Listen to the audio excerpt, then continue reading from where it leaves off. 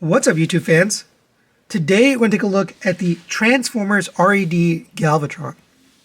So this is the next in the wave of R.E.D. figures. I actually haven't been looking at all of them because the last wave I looked at wasn't very good, to be honest. It was the Starscream and Bumblebee. The Bumblebee was made out of a very strange plastic, and it was just too big. It was totally out of scale. And then the Starscream also was kind of wobbly and fiddly, and I just didn't like it, so I stopped buying them.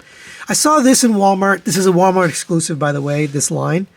And it looked pretty cool, and I was kind of decided to take a chance on it for 25 bucks.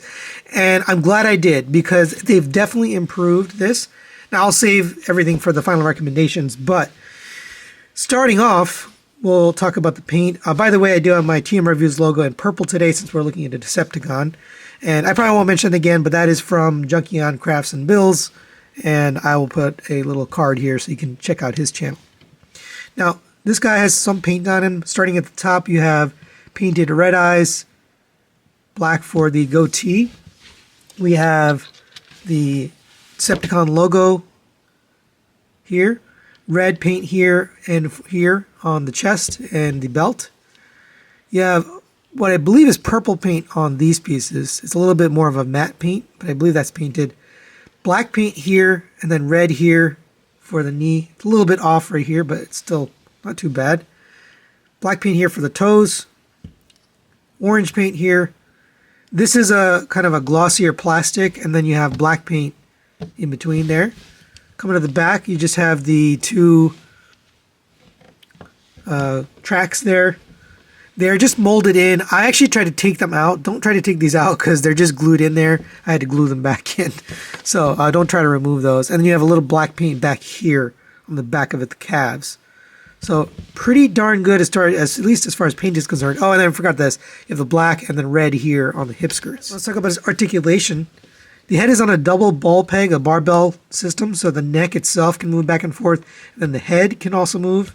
It also can go side to side just due to that double bar peg. You get a lot out of it and rotates around, of course. So quite a bit of movement on that. The shoulder will rotate all the way around on this joint here. That's friction. Out to the side on a soft ratchet. 2 clicks. Yeah, I think you get 2 clicks out of that. So you can get him, shooting his cannon, which is important for this character, right? You got to have him being able to point the cannon like that. You have a rotation at the bicep right there. Nice hidden joint there. You have a double jointed elbow. Gets you the full bend there. And just to show you on this side, that really works well. It feels a lot better than the prior figures where they were using that kind of system, so I don't know if they improved it. But the hands are on a peg and a hinge, so they can rotate around, then they can move in and out, down to there, and then out to there on a dice roll joint. You have a waist rotation here. That one's a little bit on the loose side, but it works. Ab crunch there gets you down to there. And by the way, he has the piece there. That actually looks pretty good. Hip skirts will move out of the way, allow you to get the legs up to there. It is hindered by the knee pad. Back to there, out to the side, all on friction. Rotation at the thigh at a cut joint, but it's hidden, so it looks good. Double jointed knee, it doesn't bend the knee piece here or the knee pad, so that just kind of is glued in place. But it does look good and it does work. Double jointed knee. You have ankle tilts that way and that way, forward and back, pivot down to there, up to there, and you have a rotation at the toe or the shoe. Now for his accessories, you get quite a few things here. You get the matrix done in this silver paint with a copper center and then the blue paint in the middle, painted on both sides. That has a little kind of rope piece here. It's just plastic, but it feels good. It feels solid. That'll go around his neck here. It's a little weird. You probably have to heat it up to get it to go into the position you want, but it doesn't really hang down. I guess you could do this. Let's see if that works better. No. So you're going to want to, bend this plastic, just heat it up a little bit and get it bent so that it'll sit nicely. There's that accessory. You can also hold it. You also get a couple of swap out hands. So you get 2 open gripping hands in case he needs to hold something, but there is nothing to hold in this set.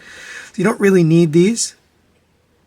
And to swap them out, you're basically going to just pull straight out on this peg and then swap in the new hand. But like I mentioned, you don't really need these gripping hands. There's not really any accessories that he needs to grip. Now, if you want him to hold this, that's maybe one use of it. You can do that. You also get a expressive hand, which I think is the preferred thing here. Right? You know, kind of the angry look there. That really looks nice. I like that. So I'd probably use that. You also get these blast effects here. Now these were bent in package, so I heated them up. They're still a little bit bent, but just little purple blast effects. Of course, those will go in his cannon. And a little peg right here. And it just goes inside and around this end of the cannon. Get that on here. It is a tight fit, and it actually fits nicely and stays. So that's nice. And if you prefer, you can have this kind of longer, skinnier one. That one's a little bit too small. Me personally, I think this is better looking blast effect. And then the last accessory you get here is this, which is really cool. It's that, you know, behold when he's being created by Unicron.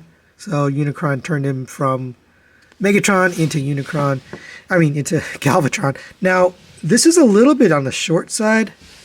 So I guess you gotta pose him so he's kind of shorter. But I don't know. It's still a little bit small. I guess if you get the perspective and the angle right, if you put this all the way back, it might look right if you take a picture, but it does feel a little bit short next to him. I wish it was just a little bit bigger. And for a size comparison, there it is next to the Earthrise Optimus Prime and the New Age Optimus Prime. And I actually don't have the R.E.D. Optimus anymore. I gave it away as a gift to subscribers. So this is basically the same size as that R.E.D. Optimus and Megatron that we got in the first wave. So it will fit in nicely with the rest. Now, the only one that didn't really fit well was that Bumblebee. Was awful.